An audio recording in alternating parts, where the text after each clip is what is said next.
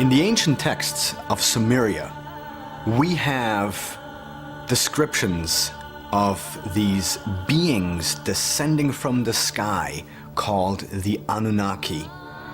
The term Anunnaki means those who from the heavens came. This is entirely wrong. The word Anunnaki means princely seed or princely blood. The idea is that the Anunnaki were direct creations of Anu, who was regarded as the father and king of the gods. As we will see, this is the main idea associated with the Anunnaki in the minds of the Sumerians. That is, that the Anunnaki were directly created by Anu, and so it makes sense that even their name reflects this idea. That is, that they were the offspring of the prince. The term itself means of royal seed or princely seed, because the Anunnaki were considered the offspring of Anu or An, the great god of heaven. And also we have, again, Anunnaki. They were also the offspring of An and his consort Ki, the heaven and earth. This divine coupling, the way the Mesopotamians conceived their pantheon. So if the term Anunnaki means princely seed or offspring of the prince, how is it that Ancient Aliens says that the word Anunnaki means those who from heaven to earth came? The short answer is that everything that Ancient Aliens says here about the Anunnaki comes from a man named Zecharia Sitchin. Sitchin wrote many books claiming that the Anunnaki were really aliens. Unfortunately, at the time that he wrote this, in the 70s, there weren't many ways for ordinary people to see if what he was saying was true or not. To put it simply, Sitchin's translation of the word Anunnaki is wrong. Now, you'll often read, especially in the writings of Zecharia Sitchin, that the Anunnaki means something like, they who from heaven came, or again, some other sort of description that makes them sound like aliens or extraterrestrials. There isn't a source on the planet by any Sumerian scholar that would agree with that definition. Again, it's not a difficult term. I personally don't think that Sitchin knew Sumerian at all, because if you're going to get even a term associated with a very important group of deities, if you're not going to get that right, then I have to wonder what else you're going to get wrong. Sitchin claimed to be an expert on Sumerian writings, yet we can now see that he didn't seem to even understand the basic grammar and vocabulary rules of the Sumerian language. Several real scholars challenged him on his translations and on his lack of any academic credentials in the field, pointing out that there is no record of Sitchin having anything but a journalism degree. One such scholar is Dr. Michael Heiser. To this day, I haven't been able to find, nor have other people whom I've asked to help, people who like Sitchin, I've never been able to find any actual credentials of him knowing any of the languages or being credentialed in any way in ancient Near Eastern studies. As we progress and look into some of the specifics of Sitchin's views, articulated here by Ancient Aliens, I think you will see that determining the truth about this difficult subject is not out of the hands of the common person. It says, word for word, that these beings descended in flying vehicles from the sky. This is a preposterous statement. I challenge anyone to produce this word-for-word text. You can do a search online and literally see all the references to the word Anunnaki in the Sumerian texts. The only time it refers to anything even close to this is when it talks about the Anunnaki being direct creations of Anu in heaven. A few examples of this would be the Anunna, the gods whom An conceived in the sky, or the Anunna whom An in the sky conceived. These texts emphasize the point that the main Sumerian concept regarding the Anunnaki was that they were directly created by An. That's what's being said here. The idea that the texts say that they descended out of flying vehicles is pure fiction, and that's the nicest way that I can think of to say that.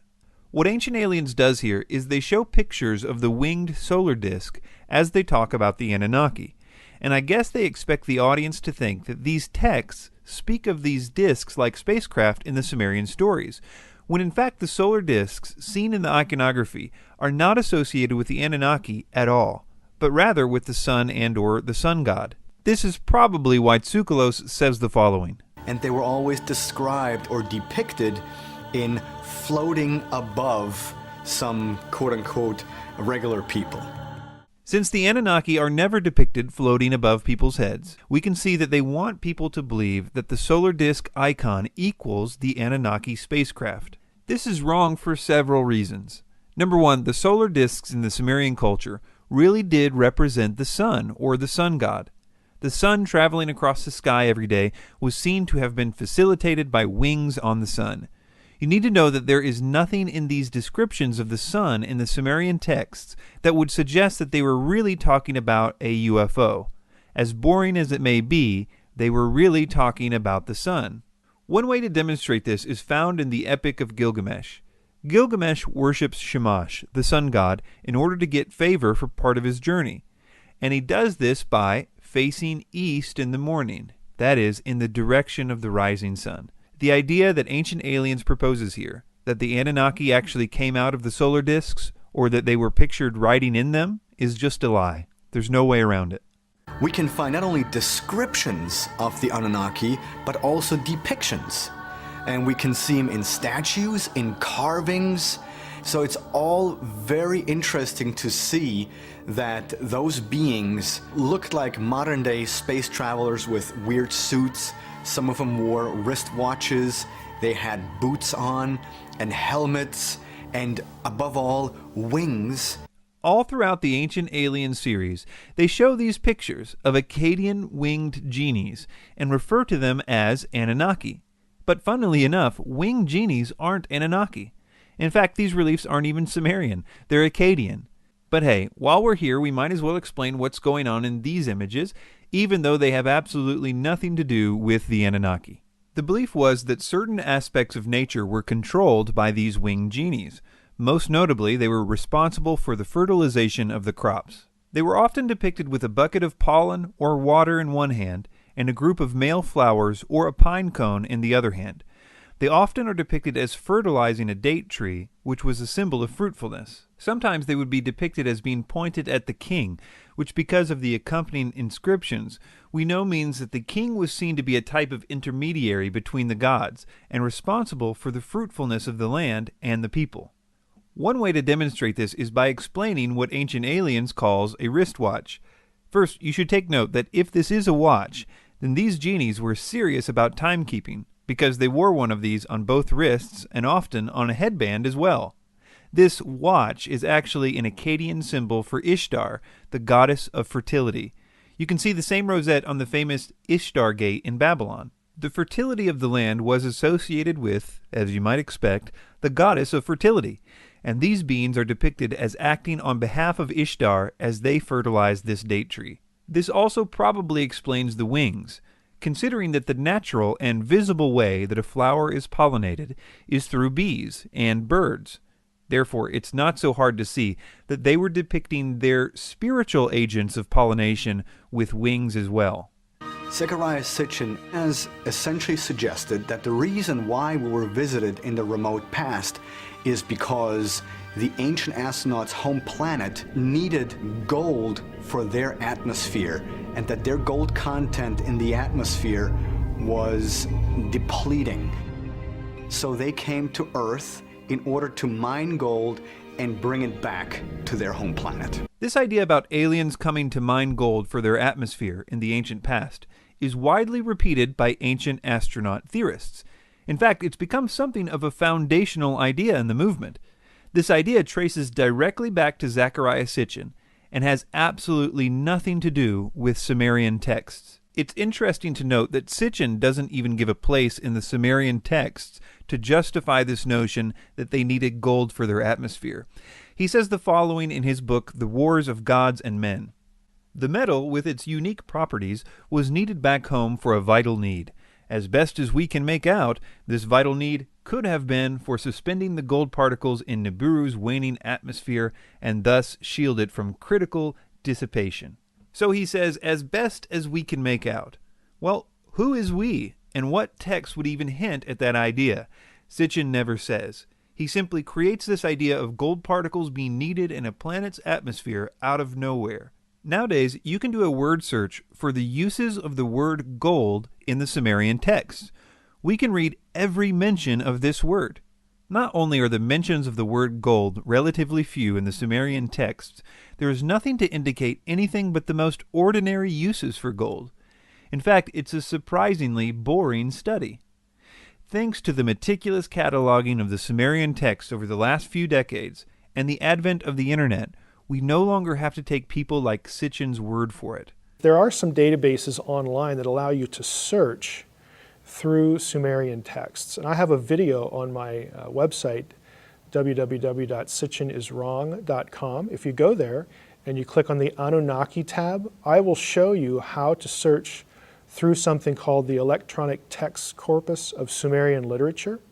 I'll show you how you can search for all the occurrences of the word Anunnaki and then click through to English translations of all those occurrences. You can find this material, and I would encourage you to do so because you can check up on Zecharia Sitchin, you can check up on me. When I claim that there are no texts, there are no tablets that have, for instance, the Anunnaki on Nibiru or associated with Nibiru, that Nibiru isn't a planet beyond Pluto. When I say those things, how easy would it be to prove me wrong if you knew how to search for those terms? It'd be real easy. And I encourage you to check up on me, check up on everybody else, and do the work. You can access this material and know who's telling you the truth. We can finally see for ourselves why the Sumerian scholars have been so critical of Sitchin, not because they're too close-minded or anything like that, but rather because Sitchin really doesn't seem to know what he's talking about. Let me give you an example of how Sitchin comes up with his, quote, amazing translations. Let's take this idea that the Sumerian texts speak of mining gold. Now, since the Sumerian texts do not speak of mining gold in any way, Sitchin has to construct this idea out of thin air. This is how he did it. I'll read from his first book, The 12th Planet. Quote, some Mesopotamian hymns to Ea exalt him as Bel-Nimeki, translated Lord of Wisdom. But the correct translation should undoubtedly be Lord of Mining. In classic Sitchin style, he never gives any reason that the, quote, correct translation should undoubtedly be Lord of Mining. He just says it should be and leaves it at that. Again, we have Sumerian dictionaries written by the Sumerian scribes themselves, and the Sumerians don't agree with Sitchin here. So why should we? I think one way to demonstrate how bad of a translation this is to read a little about Ea or Enki's wisdom in context, and let you see if it makes sense to you as meaning wisdom, or if it really means mining. This is an example from a Sumerian text called Enuma Elish. It says, he who understands all, the wise one, the great one, Ea who knows all that is, perceived the plot, he countered it with a powerful spell. Not only does it describe his wisdom further here by saying, quote, he who understands all, but it also says that because of this wisdom, he was able to perceive the plot before it happened and counter it. None of what we just read makes sense if wisdom really means mining. Here's another one from the same epic. Ea, who knows all things, knew he could not defeat Kingu and the hosts of Tiamat. Here again we see a contextual definition of Ea's knowledge. He knows all again. We see that his knowledge helped him understand that he could not defeat Kingu. These are not isolated descriptions of this knowledge. Ea is the god of wisdom for a reason.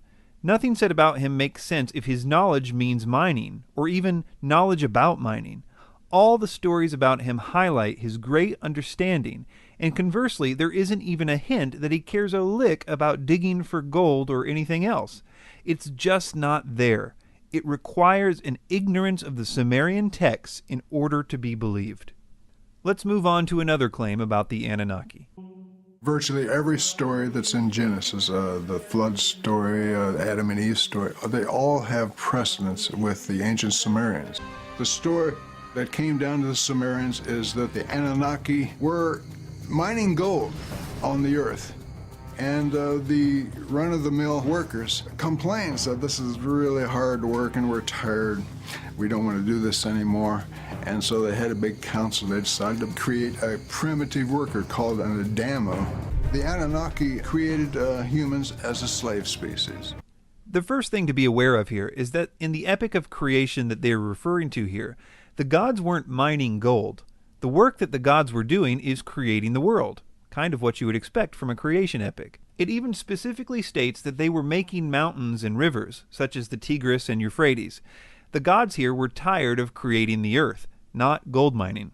The epic goes on to describe the following events. The gods decide to mix up themselves with clay and make man.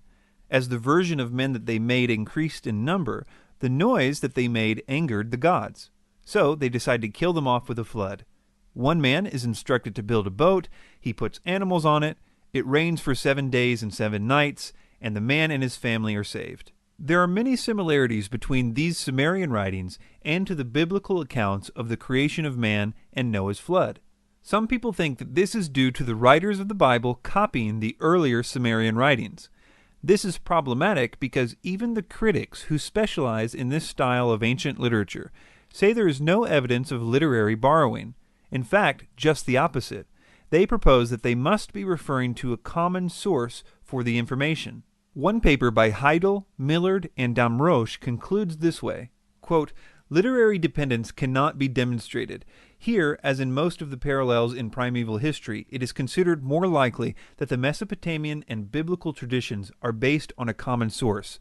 Some understand this common source to be a piece of more ancient literature, while others consider it the actual event. Add to this that it's not just the Sumerian texts and the Bible that are talking about the same basic story, but obvious elements of this story can be found in almost every early culture, regardless of its location. Take, for example, the story of Viracocha in South America. Viracocha created the heavens and the earth. He then took large stones and breathed life into them, but they became giants. So he sent a flood to wipe them out. After the flood, he breathed into smaller stones than the first time, thereby creating smaller people, which were then scattered all over the world. And in the Bible, in Genesis 6, we see something similar. The sons of God disobeyed God. They came to earth, had sex with human women, producing giants called Nephilim. The Nephilim, over time, almost eliminated the original human population, and this is one of the reasons that God sent the flood. These stories are found in some form in cultures as geographically separated as you can get. They're in China, Europe, the Middle East. They are found in Native American traditions, in South America, and many others. These similarities are too obvious to simply dismiss.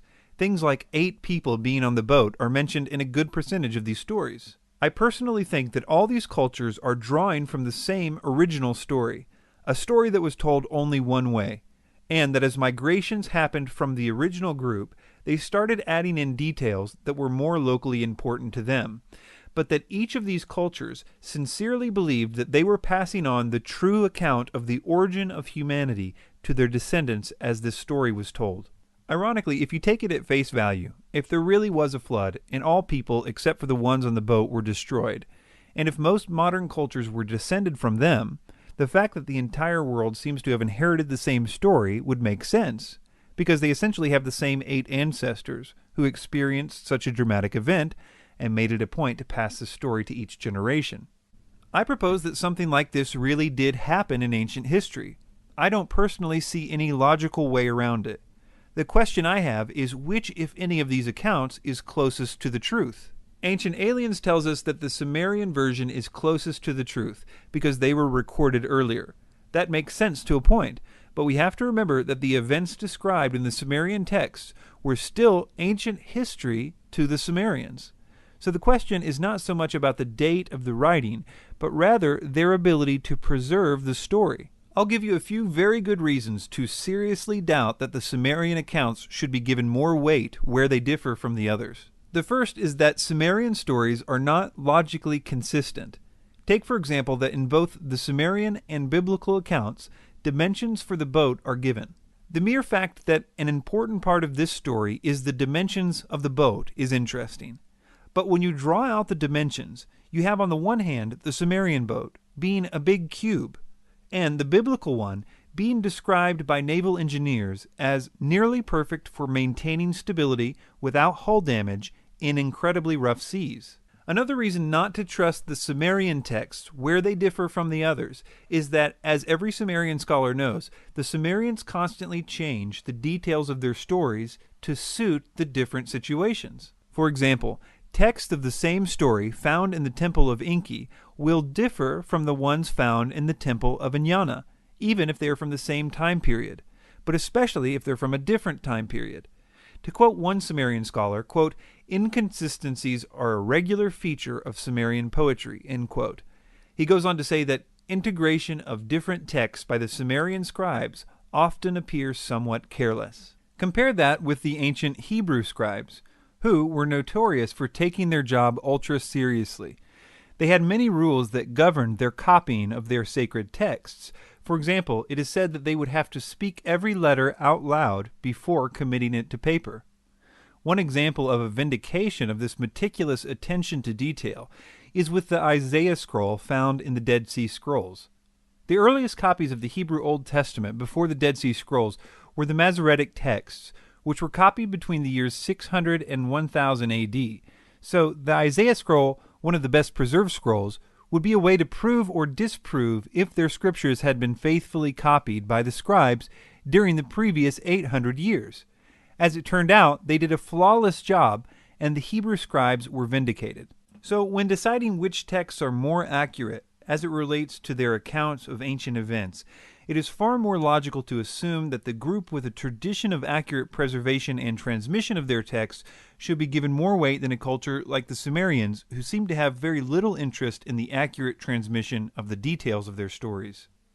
To sum up, almost everything that Ancient Aliens says about the Anunnaki is untrue, which is not surprising considering they copy and pasted almost everything in this section from the books of Zecharia Sitchin.